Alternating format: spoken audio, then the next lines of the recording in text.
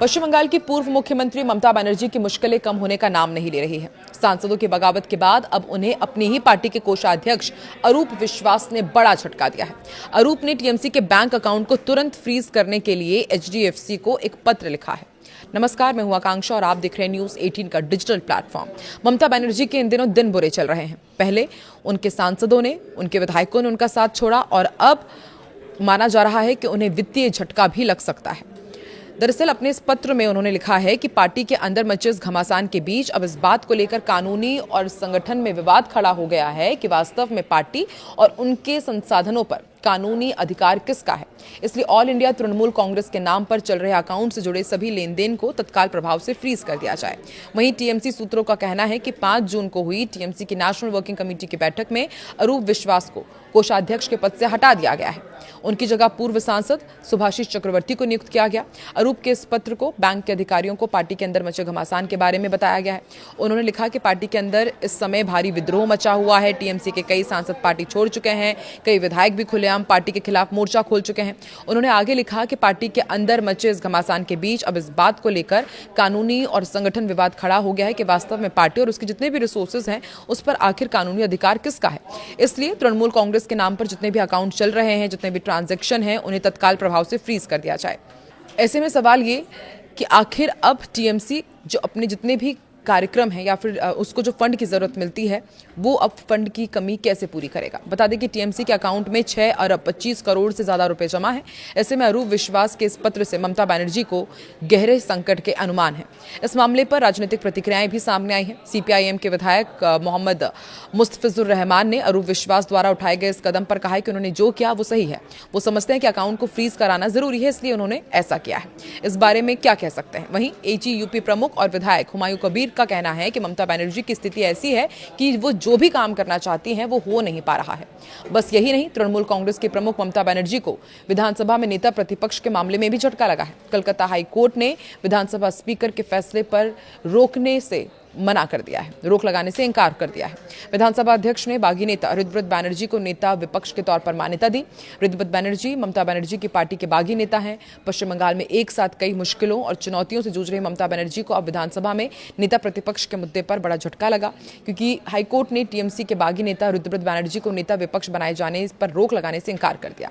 उसके बाद शोभनदेव चट्टोपाध्याय को नेता विपक्ष बनाया गया था, लेकिन उनकी नियुक्ति में विधायकों के फर्जी दस्तखत के आरोप थे। इसके बाद पार्टी के विधायकों में बगावत देखी गई। उन्होंने ऋतुव्रत बनर्जी को नेता चुना। ऋतुव्रत बनर्जी को विधानसभा अध्यक्ष ने नेता विपक्ष मान लिया था। इसी फैसले को ममता बनर्जी ने कलकत्ता हाईकोर्ट में चुनौती दी, जहां से अब ममता बनर्जी को झटका लगा है। जस्टिस कृष्णा राव ने इस मामले में कोई अंतरिम आदेश पारित करने से इंकार कर दिया, जिससे स्पीकर का फैसला अगली सुनवाई तक लागू रहेगा।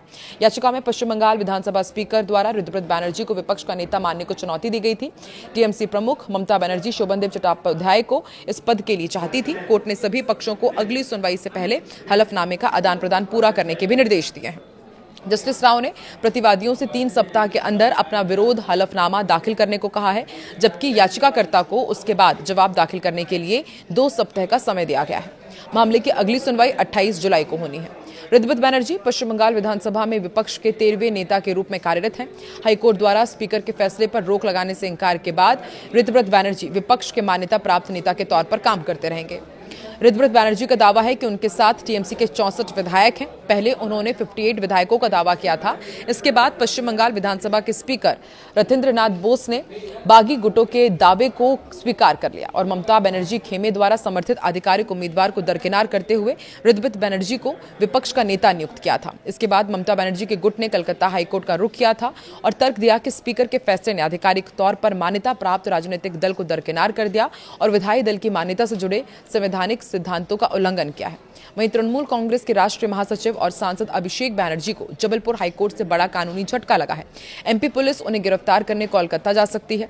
हाईकोर्ट में अभिषेक द्वारा लगाई गई एक याचिका की पैरवी करने उनके अधिवक्ता ही नहीं पहुंचे। कोर्ट ने एमपीएलएल कोर्ट द्वारा जारी गिरफ्तारी वारंट के खिलाफ लगी उनकी याचिका को खारिज कर दिया। जबलपुर हाईकोर्ट ने कैबिनेट मंत्री कैलाश विजयवर्गीय के बेटे और पूर्व विधायक आकाश विजयवर्गीय द्वारा दायर मानहानि मामले में अभिषेक बनर्जी की गिरफ्तारी वारंट पर लगी जो अंतरिम रोक थी वो हटा दी है। जस्टिस प्रमोद कुमार अग्रवाल की एकल पीठ ने टीएमसी सांसद की याचिका को खारिज कर दिया, जिसके बाद अब भोपाल के विशेष एमपी एमएलए कोर्ट द्वारा जारी किया गया गिरफ्तारी वारंट एक बार फिर प्रभावी हो गया है और उन पर गिरफ्तारी की तलवार लटक रही है। अभिषेक बनर्जी ने भोपाल की एमपी एमएलए कोर्ट द्वारा जारी गिरफ्तारी वारंट को चुनौती देते हुए हाईकोर्ट में याचिका दायर की थी। कोर्ट ने पहले में इस मामले में सुनवाई करते हुए इस वारंट में निष्पादन पर अंतरिम रोक लगा दी थी। बुधवार को जब इस मामले की अंतिम सुनवाई हुई तो याचिकाकर्ता अभिषेक बनर्जी की तरफ से पैरवी के लिए कोई भी वकील कोर्ट में मौजूद नहीं हुआ। अदालत ने पास ओवर राउंड यानी कि दोबारा मौका देने के दौरान भी इंतजार किया, लेकिन उनकी तरफ से कोई हाजिर नहीं हुआ।